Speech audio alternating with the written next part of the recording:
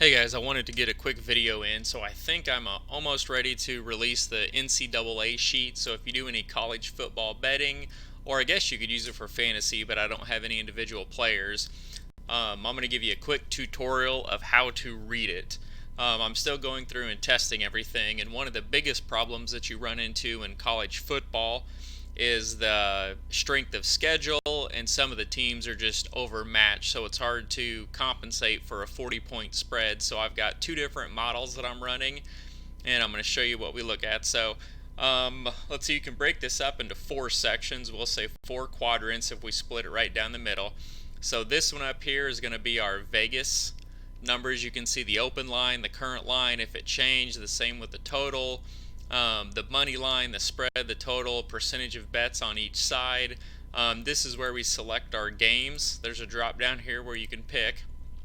And then over here, these are just some quick trends. It's got each team's record, their overall points against the spread, plus or minus, the over record. So you can see if these teams are going over, going under, and then how that is plus or minus versus the spread.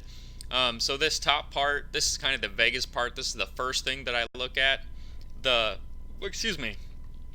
If you want the detailed stats, I would look right here. So this is Purdue's offense versus Minnesota's defense, and then Minnesota's offense versus Purdue's defense. I try to put them side by side so you could glance across.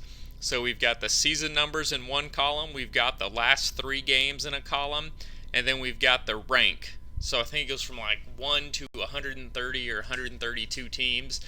And then if it's in the top 25, it's green. And if it's in the bottom or over, I think 80 to 130, it's red. So you can quickly look and say, okay, good, bad, good, bad. And then over here, it's just the opposite. So if they're top 25, it's red for the defensive side. And then if they're over, I believe it's 80 or 79.5, it turns green. So in this game, you can see Purdue, their rush yards per game, they're ranked 128th. It's terrible. But pass yards per game, they're 5th. So that's really good.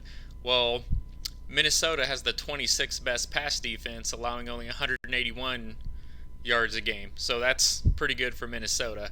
And et cetera, et cetera. You can break that down. This YPP, I wouldn't worry about it too much. It's what I'm using to calculate some different numbers, but it's just yard per point. And it's basically calculating how many yards, how many points, and determining a yard per point. I'm just watching to see if it goes up over the season, last three, so nothing to look at here. And then, so the overall offense, we look at points per game, yards per game, touchdowns per game, rush yards per game, pass yards per game, the rank of each of those. And then down here in white, I just have this average rank so you can quickly look. If you don't want to look at each individual one, say overall on offense, they're about 61st. And then defense, Minnesota's sitting about 35.7. And it's just the average of these. Then you flip down here, Minnesota on offense. Overall is about 58 against Minnesota's defense, or Purdue's defense, which is about 80th. So these are just some quick stats to take a look at. It's kind of fun to see if a team is running, passing a lot, and I'll probably bring in the percentage of plays they rush versus pass, just so you can get a quick look if you want. And then the third place that I go is over here. So this is the Vegas projected scores and the algo that we're using. So this right here is what Vegas projects the score at. So they've got Purdue is a 1-point favorite, and so they've got them winning 28-27 basically, 28.5, 27.5, whatever, right in there. And then this down here, this is my algo, the models that I'm running, and the spread, I just put it in here. I didn't know what else to put in that little box. But there's two different ones. So we've got one if it's a similar team matchup, and we have one if it's a large difference. So what I mean by that, if you're looking at two teams that are ranked 30th and 35th, I would say those are similar. 80th and 85th, those are similar. If there's more than, I don't have a cutoff number, but 30, 40, 50 spots in the rank, I would say that's drastically different.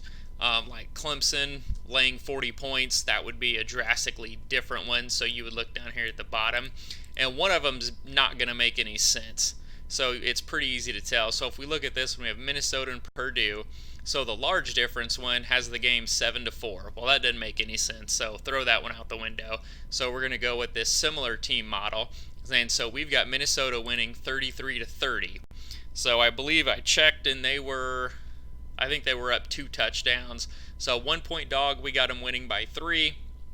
So Minnesota's a game that I looked at betting. And then you come down here, you can see the custom grades. So I basically pull a grade on each team, and you can see it in here. So they're graded similarly. And I pulled in strength of schedule just because schedule has changed so much. And this is, I believe, the season schedule, so it's kind of tricky early because you got to look and see if they've played a hard part or a easy schedule so far. But you can see 95th, 63rd. To me, it's not a huge difference. But this is the number I put a lot of weight on here. So this overall rank, this takes into account everything: offense, defense, rushing, passing, plays, points, location, strength of schedules. It's a one catch-all number. If you don't want to look at any of this other shit, you can just go right here and say, boom, I'm going to look at these two. So we've got Minnesota as a dog ranked 38th against Purdue ranked 72nd. So we have Minnesota higher, and they're pretty much saying it's a pick 'em game, so Minnesota here would be an easy pick. And then if you want to look at the offensive and defensive lines, which I've been trying to do a lot more of, it's the same thing down here. So we've got, this is all Minnesota on the left side and all Purdue on the right side. So you have the offensive lines versus the defensive lines of the other team, and then you have this team's defensive line versus the offense of the other team and how they rank. And so what we're looking at is an overall offensive line ranking number. That's kind of a catch-all general number. And then we've got the sack rate. And if you guys like, I can bring in the actual percentage. But this is basically the percentage of times the quarterback is sacked from the offensive line not doing its job, and then it's ranked. So they're really not that good. And then we've got the stuff rate. So this is the percentage of times that the offensive line doesn't do their job and the running back gets stuffed below the line of scrimmage. So a stuff rate. So those are the 3 metrics that I'm looking at for the offensive lines and on the defensive lines. And again, this is the rank. And then I took in this green little number here, I took the overall rank of these 3. So if you want a quick catch-all, you can say 103, 114. Throw it out the window. It's pretty much the same. 82, 90. Throw it out the window. It's pretty much the same. The one thing that does jump out here is the Minnesota defensive line sack rate. Sack rate is 44th, but then the offensive line sack rate is 24th. So that kind of jumps out. And I have the differences over here, which I'm just putting them somewhere else to track them. So in this game, I would lean on a Minnesota bet. So it's September 28th, and it's about 5 o'clock. The game's going on right now. I know they're ahead, but I'm just pointing out kind of how to look at this sheet. And then when you click here, this is how you pick the different game. So it's kind of hard to see because when you click off, you don't know this is a drop down. It just looks like a normal cell. So I tried to put a little select game below here. So if you click in there, then the little box pops up, and this pulls every college football game. So if you get some D2 games in here, it's not going to pull anything like Colgate and Dartmouth. It's going to be blanks and NAs because it's not going to pull them because they're D2. And then if you go, let's find a game here. Let's look at another one real quick. SMU South Florida, I think that was one. So let's do a quick look at this game. So we've got SMU a 7.5 point favorite. It really hadn't changed. The line went from 61 to 62.5. Money's kind of split.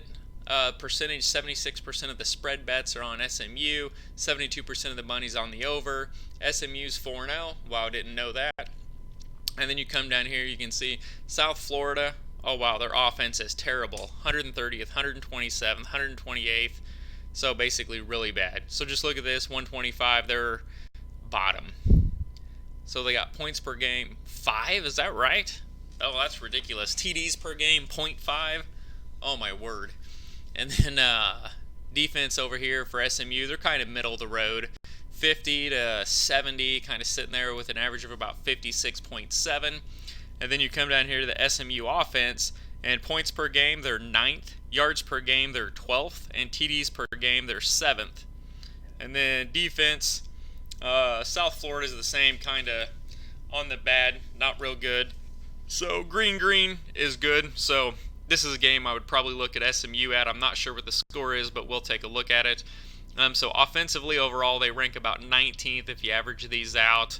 And it looks like rushing, passing, they're about the same. They have a really good yard per point number. And then I'm not even going to look at the offensive line rankings over here because I think I have enough information here to see that this is a clear favor of SMU. So we're going to look over here and we're going to say, okay, the overall ranking, SMU is 45 and South Florida is way down at 87th. So to me, that would typically be a large difference, but again, that's 6-9 and 1-3, so something's not calculating there, so I can go in and fix it. So on the similar teams, we've got an algo that pops out of 38-10. So we've got SMU winning this game by 28 points as a 7-point favorite. So that's pretty good. I wonder what that score is. Let me look. I'm going to look it up real quick because now I'm curious. I know the game's already started, and I just got done tinkering with the sheet. Yep, and it looks like it's halftime, and they are up 34-0.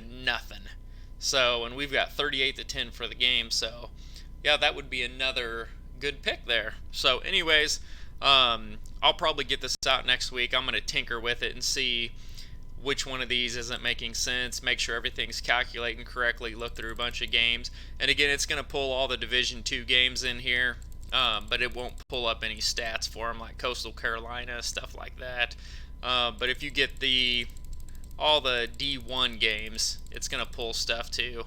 So you can come in here and take a look like Oklahoma, Texas Tech. See, Oklahoma's 27.5-point favorite. Line moved to the under. And you can see the normal stats. So in the large algo difference, we had it 48-18. So what's that? 18, 28, 38, 48. So we had them winning by 30, and then spreads 27.5. So we had Oklahoma covering that. And when you're looking at this, 47 to 5th, yeah, I'd consider this probably the large one. And it's pretty obvious because you can look on the similar one and say, okay, the similar algo or model has it 28-24. Well, that doesn't make any sense because it's a 4-touchdown spread. So you're going to look at the large difference, and we got it 48-18. And then up here you can see, this is a quick look that I forgot to explain to you. So we've got the Vegas spread here, and it's the current spread, so if it's moved, this stays current. And then we've got the similar model and the differ model, and then the projected difference. So one's got them winning by 4, one has them winning by 30. So we got them winning by 30 with a 27.5-point spread, so I would lean Oklahoma there. And then projected total in each model, one's 52, one's 66. They're both under the 69. And since it opened at 72 and went down to 69, a lot of money came in on the under. So I just put a little lean under, and then I'll probably put the spread here. And I'm going to work on calculating a number here to flip these algos so you know which one to look at. Let me look and see what OU did today. I know they covered, but I don't know. I think it was pretty close. OU, where'd you go? 55-16, and we had 48-18. So that's not too bad. That's similar. But anyways, I'm gonna kill a couple hours tonight and dig through these and see how close it is, if it gives us any good plays. And I'm not gonna do it like the NFL sheet where I list all the games, because with 130 teams, this thing would be long. So I chose to just do the drop down, so you can kind of flip it around and pick the different games, and it will just fill in from there. Anyways, hope you guys like it. Get excited. It should be out next week. Thanks, guys.